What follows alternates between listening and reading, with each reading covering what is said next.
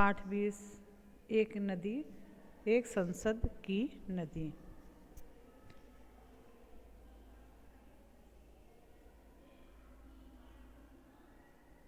एक संसद की प्रस्तुत रिपोर्ट आज दैनिक समाचार पत्र हिंदुस्तान से साभार लिया गया है। इसमें मैग्सेसे से सम्मान प्राप्त करने वाले राजेंद्र सिंह द्वारा राजस्थान के अलवर जिले में जल प्रबंधन द्वारा जल संचयन एवं जल क्रांति का वर्णन किया गया है। राजस्थान में सूखी धरती में पानी लौटना, पानी ही नहीं लौटा, उसके साथ लौट आई थी पहाड़ों पर हरियाली, जीवन में खुशहाली। बरसों से सूखी नदियां न सिर्फ सरस हो गई थी बल्कि मछलियों एवं अन्य छोटे जीव जंतु जगह जगह वहाँ पर क्रीड़ा शुरू कर दिए थे। कुओं में पानी फिर से चढ़ा, हरे भरे खेत हो गए और चारों तरफ हरियाली छा गई। यह वही धरती है जो हर साल मौसम आते ही अकाल और सूखे की चपेट में आ जाती है। राजस्थान की धरती पर हुई जल क्रांति एक दो नहीं करीब 15 सालों के कड़े संघर्ष और समाज की अथक मेहनत का नतीजा था। जल क्रांति को संभव बनाने में केंद्रीय भूमिका रही थी राजेंद्र सिंह जी की।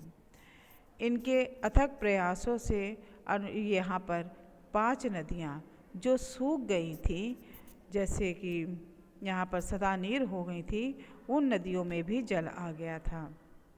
पारंपरिक तरीके से जल प्रबंधन का अद्भुत उदाहरण पेश करती इन नदियों ने गांव में न जाने कितनी तस्वीरें बदल दी थीं।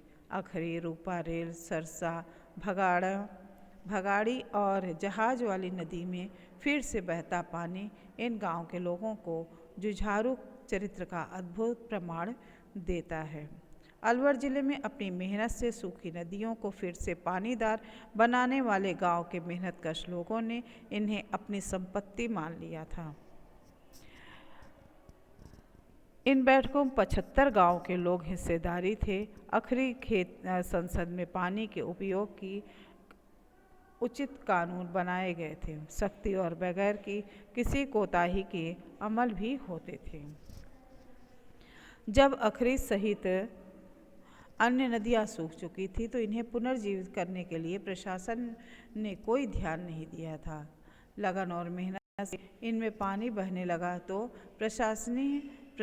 स्थानीय प्रशासन भी इस पर निगाहें टिका दी। अखरी में मछली मारने का ठेका दे दिया गया। ठेकेदार अपने दल के साथ हमीरपुर गांव पहुंचा तो गांव वालों ने पूरी एकता के साथ उसका विरोध किया। दुख और कमजोरी में समाज का साथ देने के विचार से राजेंद्र सिंह ने यहाँ पर अक्टूबर 85 में राजस्थान के अलवर जिले के किशोरी गांव में पहुँचे थे। गांव के बुजुर्गों ने उन्हें एक बड़ी नेक सलाह दी थी। सलाह थी पढ़ाई से पहले पानी, सूखे से बरसों में से जुड़े हुए रहे। बूढ़े लोगों के ज्ञान और समाज की दशा को देखकर राजेंद्र सिंह को यह बात जच गई और अपने साथियों के साथ उन्होंने पानी बचाने और बढ़ाने का काम किया। गोपालपुर गांव में उन्हीं पुराने और अनुभवी लोगों की मदद लेनी पड़ी जिनको पारंपरिक जल प्रबंधन की पुरानी विधियों का विस्तृत से जानकारी थी। छोटे छोटे बांध बनाए गए, सूख चुके कुएं बावड़ियों को गहरा किया गया, जीवित किया गया, जो हड़ बनाए गए, नदियों को जिलाया गया। गणित बरसाती पानी के प्रबंधन का था। उन पानी के छोटे छोटे बांध और एनीकट बनाकर रोक लिया गया और उन्हीं से धरती में समा दिया गया। पानी सुरक्षित भी था और अंदर ढलान तथा नीचे की तरफ रिश्ता भी जा रहा था। इस प्रकार वहाँ पर जल प्रबंधन का पूरा शास्त्र लोगों को समझाकर प्रबंधन किया गया। राजेंद्र सिंह को यकीन नहीं आ रहा था कि ऐसा हो सकता है। ग्रामीण समाज की दशा दिशा हालात में ज़बरदस्त परिवर्तन आ गया था। वहाँ पर जीवन जो टूट कर बिखरने लगे थे, लोग शहर की ओर भाग रहे थे गांव छोड़कर, वो भी वापस आने लगे थे।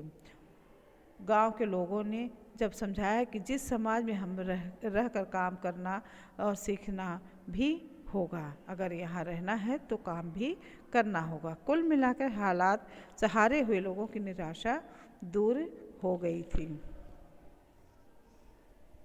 इतना बड़ा काम हुआ, उनकी चर्चा हुई।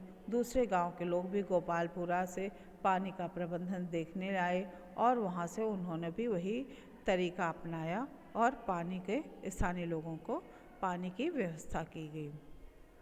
गांव-गांव जो पैदल यात्रा शुरू की गई थी, इन यात्राओं का लाभ यह हुआ कि लोग जल के साथ साथ जंगल का भी महत्व समझने लगे।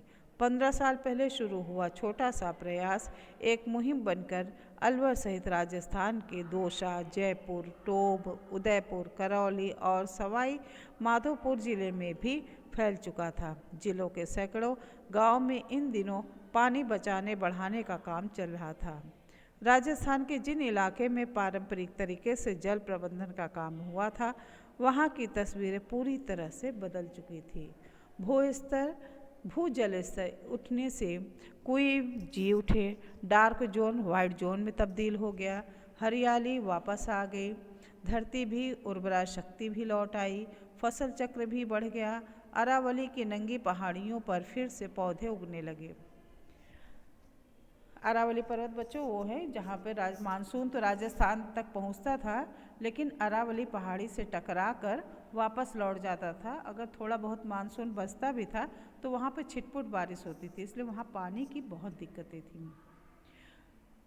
बहरहाल जल संरक्षण का यह अद्भुत काम नीति निर्धारकों के लिए सबक और शेष समाज के लिए सीख थी। आज जबकि हर जगह पानी की किल्लत है, ऐसे में इस तरह का काम निश्चय ही प्रेरक और अनुकरणीय है।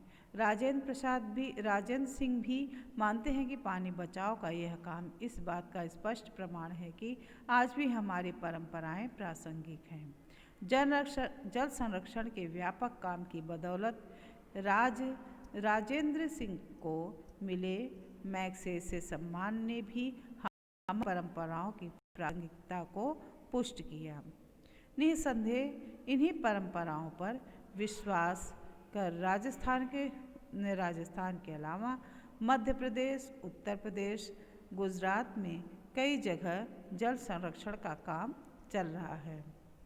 राजस्थान में अगर परंपराओं को आधार बनाकर काम किया जा रहा है तो गुजरात में कुछ काम वैज्ञानिक तकनीक की मदद से भी चल रहा है। वैज्ञानिक तकनीक की मदद उस जगह की पहचान करने में ली जाती है जहां पानी इकट्ठा किया जा सकता है। इस तकनीक का नाम है बच्चों रिमोट सेंसिंग। रिमोट सेंसिंग के माध्यम से धरती के किसी हिस्से के चित्र लिए जाते हैं और चित्रों में धरती की आंतरिक रचना भी स्पष्ट हो जाती है और इस आंतरिक रचना से अंदाज़ा लगाया जा सकता है कि उस जगह पर पानी जमा करने के लिए ठीक रहेगा अथवा नहीं। इससे समय और श्रम दोनों की बचत होती है।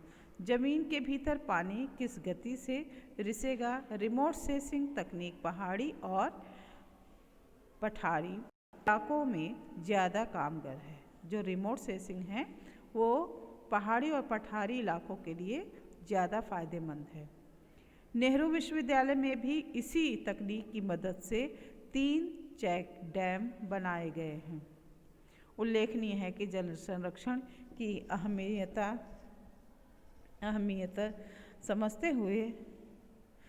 समझते हुए विश्वविद्यालय ने इसके लिए एक पाठ्यक्रम की भी घोषणा की है। लेकिन विडंबना यह है कि जल संकट किस तेजी के साथ गहरा रहा है, उस तेजी के साथ काम नहीं हो रहा है। इसलिए कुदरत की अनमोल देन जल को बचाने बढ़ाने के लिए हर एक को जागरूक होकर अपने स्तर पर कुछ न कुछ काम करना होगा। जैसे बच्चों आवश्यकता नहीं है तो बिना वजह नल को न छोड़ें। पानी अगर कहीं गिर रहा है तो उसको संजो के रखें। नल को बस सोचें कि ये मेरे घर का नहीं है। जहाँ इस तरह आप बचत करेंगे तो हम सभी आप सभी लोगों को फ़ायदा होगा। चलिए अब आते हैं शब्दार्थ पर। सतत मीन्स हमेशा या सर्वदा। रीते मीन्स खाली। मेहनतकश मेहनत करने वाला, श्रमिक, परिश्रमी। कोता हुई यानी लघुता या कमी, पूर्वाग्रह पहले से बनी बनाई धारणा। मशविरा मीन्स परामर्श, सलाह। जोहड़ मीन्स जलाशय। एनीकट गड्ढा जिसमें जल संचित हो। अभिक्रम आरंभ या प्रयत्न। मुहिम मीन्स कोई बड़ा काम, जल का स्तर